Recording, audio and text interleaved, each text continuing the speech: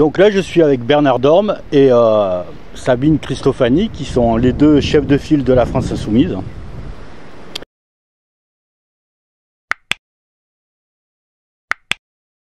Et c'est pour la chaîne L'Insoumis Varois sur YouTube. Et là, on est sur la circonscription 04 du Var. C'est ça, hein? C'est oui. Bien ça. Alors, on est venu faire, c'est vrai qu'on est venu faire des photos parce que les chefs de file, ils sont pris en photo et tout. Et apparemment, d'après ce que j'ai compris, moi, c'est, bon, il faut rappeler qu'on est à 2 jours des présidentielles, mais c'est dans la perspective des législatives, comment on prépare les législatives. Donc, comme je suis assez curieux, je vais leur demander comment la France Insoumise, en fait, se prépare aux législatives et comment, démocratiquement, ça se met en place. Alors, qu'est-ce qui fait que vous êtes là aujourd'hui face à moi? On va donner la parole à Sabine, priorité féminine. Au mois d'octobre, la France Insoumise a contacté les groupes d'action et leur a demandé d'organiser sur chaque circonscription une assemblée de circonscriptions réunissant le plus de participants possible afin de nommer les chefs de file, c'est-à-dire les personnes qui doivent animer la campagne pour les présidentielles et les législatives voilà, sur cette circonscription. Et vous habitez dans le coin tous les deux, ou Sabine, tu habites où toi? Au Canet des Morts, dans la 4e circonscription. Et Bernard? Dans la même circonscription, au plan de la Tour. Au plan de la Tour, d'accord. Ouais, donc là, alors là, ce lieu, du coup, ce lieu, c'est l'Aille, hein, c'est un lieu un peu magique, où il y a un joli cours d'eau qui s'appelle l'Aille. Et on a choisi aussi ce lieu parce que c'est, d'après ce que j'ai entendu, c'est l'eau, c'est une des priorités de la campagne de Jean-Luc Mélenchon. Donc du coup, et on a cette rivière-là qui est en danger, donc c'est un petit clin d'œil pour le coup.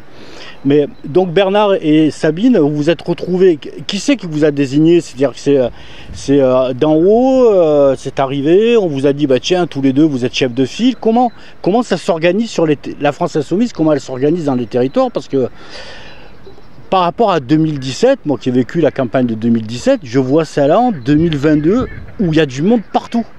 Et on voit plein de monde, plein de militants dans tous les villages, sur tous les marchés, à coller, à discuter, à faire du porte-à-porte. Comment s'est organisée la France Insoumise sur les territoires? Bernard? C'est à mettre au crédit de l'organisation au plus haut, parce que en réalité le processus, moi j'ai trouvé qu'il était très démocratique. Je suis même étonné de me trouver là à cet instant. Des gens se manifestent selon leurs souhaits, leurs envies, et ensuite c'est les assemblées dont ils font partie qui se déterminent sur un choix. Donc c'est vraiment sur le terrain que ça se fait, et je trouve que le processus en l'occurrence c'était vraiment populaire. Et pour être un peu plus précis, en fait, dans notre assemblée de circonscription, on était 18, je crois, quelque chose comme ça. Et nous avions déposé notre candidature en tant que chef de file, et ils ont validé cette candidature, et ensuite on l'a fait remonter au comité électoral, qui à son tour, qui sont des membres de la France Insoumise, et qui à son tour l'a validé. Donc si je comprends bien, on a une personne qui voit à la télé nos députés qui font du beau travail, qui entendent un petit peu des éléments programmatiques, hein, du programme de l'avenir en commun. On a tout ça, il se dit j'ai envie de participer, comment je fais?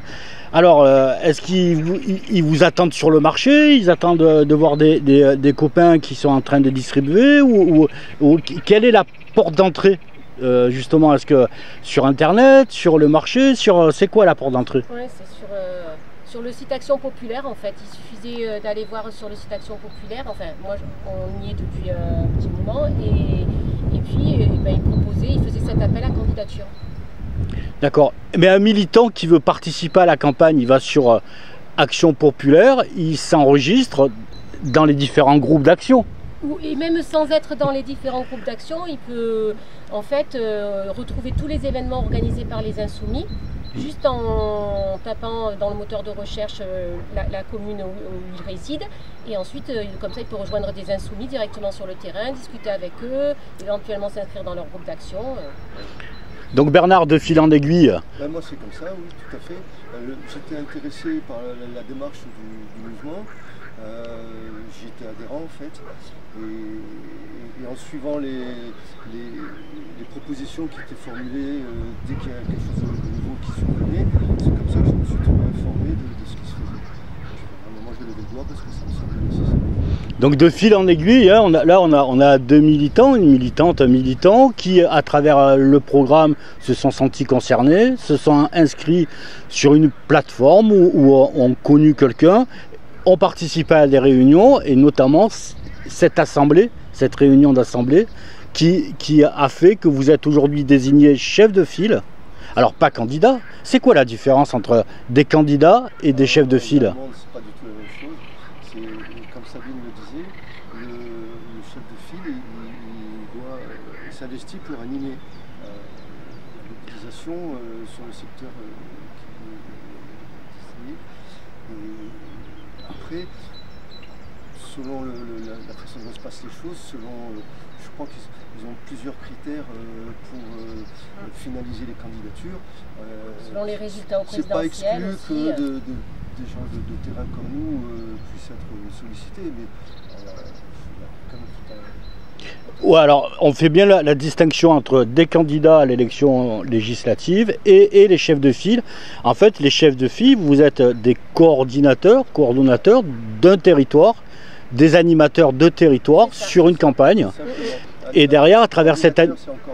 ouais, tout à fait, des animateurs, et à travers ce que vous allez pouvoir animer sur le territoire politiquement, organiser des débats, ça peut passer on colle à tel endroit, on distribue à tel endroit, on organise des débats pour affiner des positions, des thèmes, informer, ça passe par tout ça.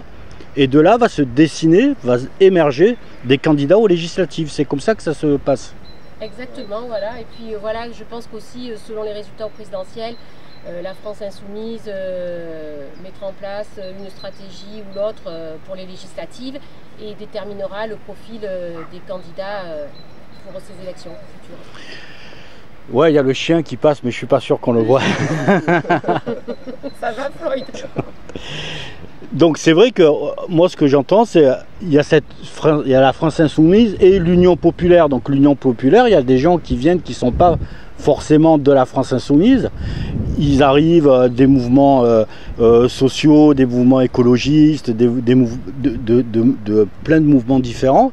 Donc eux, éventuellement, eux pourront être candidats également aux législatives de la France insoumise. Ah oui, ça a été lors des réunions publiques, ça a été clairement dit. Ah, oui. Ben, il y a une ouverture que, à mon sens, je pense que c'était un des éléments les plus consistants de la stratégie du mouvement. Il y a une ouverture réelle qui est posée, et si on invite les gens à se joindre, c'est pas pour de la figuration. Voilà. Donc pour ça c'est très bien fait, tout le monde est prévenu, parce que tout ce qu'on dit là, vous allez sur le site... c'est marqué Action populaire, hein, on le rappelle. Et Bastien Lachaud, lors de la réunion publique à Martigues, a clairement dit qu'ensuite, pour les législatives, ça serait l'Union populaire avec des candidats de la France insoumise, mais également un maximum de candidats qui viennent de l'Union populaire, d'associations, enfin de tous les milieux. Ben, si je comprends bien, mais dites-moi si c'est pas ça, mais vous avez déjà fait l'Union de la gauche, alors, par la base? Ben, c'était le principe qui était posé dans la démarche. Hein, moi, sur un programme. Oui, voilà. Alors, le point d'unification, c'est l'avenir en commun. C'est ça. On est vraiment sur l'avenir en commun. Bon, ben, à 2 jours des élections présidentielles, je vais vous demander à chacun de vous, quel est l'élément programmatique qui vous séduit le plus dans le programme L'Avenir en commun? Allez Sabine, lance-toi. Ah ben un seul, j'en veux un seul. C'est compliqué, il y en a tellement. J'en ai assez de ce monde égoïste et je veux une vraie justice sociale pour que plus personne ne soit laissé au bord du chemin. Voilà. Et il y a une mesure qui caractérise ça ou parce que ça là c'est un peu général, tu t'en sors bien, mais oui, on va aller un peu dans le détail là. Alors. Par exemple, 1063 € d'aide pour les jeunes, pour les aider à faire leurs études et qu'ils n'aient plus besoin de travailler, de faire X petits boulots pour financer leurs études et qui n'aient plus à faire la queue pour de l'aide alimentaire. Voilà. Mais comment on finance combien ça coûte? Comment on finance ça? En fait, ça sera pris sur les héritages. Les héritages, voilà. Mais on ne prendra pas tout. On ne prendra pas tout l'héritage, mais tous les héritages qui dépasseront 12 millions, on prendra ce qui est au-dessus de 12 millions pour financer cette mesure. C'est de la justice sociale en fait. C'est ça, parce que 12 millions, on considère que c'est largement suffisant pour continuer à vivre plutôt confortablement. Il s'agit de commencer à redistribuer, parce que il semble que, enfin en tout cas c'est ma conviction, on a à pâtir de concentration de richesse à un seul endroit. Alors, on voit bien le fossé s'est encore agrandi. Et toi Bernard, dis-moi, ta mesure, c'est quoi ta mesure qu'il a? Je suis un peu comme Sabine, mais pour ne pas redire, je suis très tourné vers la prise en compte de l'écologie au sens large. Merci, parce que j'hésite avec ça. Ah, l'écologie, l'environnement. C'est vraiment ce qui nous anime parce que ça recouvre tous les aspects. Comme c'est lié avec le social, on est vraiment sur quelque chose de cohérent. Et si on ne se prive pas maintenant, il est déjà très tard. On a du jeune qui vient de sortir. Vous n'avez pas entendu parler, c'est normal, vous êtes toujours ils en sont nous parler de 3 ans. C'est là. C'est ça. Rater encore un mandat et puis... Donc l'avenir en commun, la France Insoumise, l'Union Populaire se positionne sur une transition écologique et de mettre en place, pas du jour au lendemain, on n'appuie pas sur un bouton, on ne fait pas clic-clac, mais en tous les cas se met dans cette démarche de transition écologique où c'est changer le système de production, c'est changer, en fait, c'est changer nos modèles d'évaluation, quoi. C'est même une bifurcation écologique. Et c'est même une bifurcation écologique. Et ce qu'il y a, c'est que il y a des aspects, on peut développer un peu. Ah bah oui. Il y a des aspects qui peuvent étonner certains quand on parle de bloquer le prix de l'essence par exemple. Alors, du coup, on fait le contraire de ce qu'on a dit. Non. Ce qui est dit, c'est que dans un premier temps, on redonne confiance au prix à tous ceux qui ont été donnés jusque-là. Pendant ce temps-là, on n'a pas de problème. Notre économie, on s'est levé. Et on va mettre en contribution ceux qui jusqu'à présent n'ont jamais contribué aussi peu. Tu es en train de m'expliquer, Bernard, si je comprends bien, c'est que cette bifurcation écologique, cette transition écologique, on l'a fait en partant d'une réalité et on ne la fait pas sans les êtres humains en fait. Alors voilà, on a pu passer un bouton. C'est ça. Quand on dit on arrête l'énergie nucléaire, c'est très bien. Mais quand on se donne enfin un terme, le moment où cette énergie-là aura été remplacée par un travail constant et préalable, au moins on a une échéance. Là maintenant on est, avec le scénario mégawatts, ça oscille entre 2045 et 2050. C'est pas si loin, c'est pas juste à côté. Mais il faut s'y mettre. Mais entre temps, on va laisser les avions au sol par exemple, puis on mettra un petit peu de carbone dans l'atmosphère. Sabine, Bernard, merci beaucoup et puis bonne campagne et j'espère que tout le long de cette campagne-là, de ces animations-là, vous inviterez la chaîne L'Insoumis Varois sur YouTube, je la rappelle, pour qu'on fasse d'autres petits entretiens et surtout si j'ai des questions à vous poser. C'est nous qui retournons son invitation. Merci.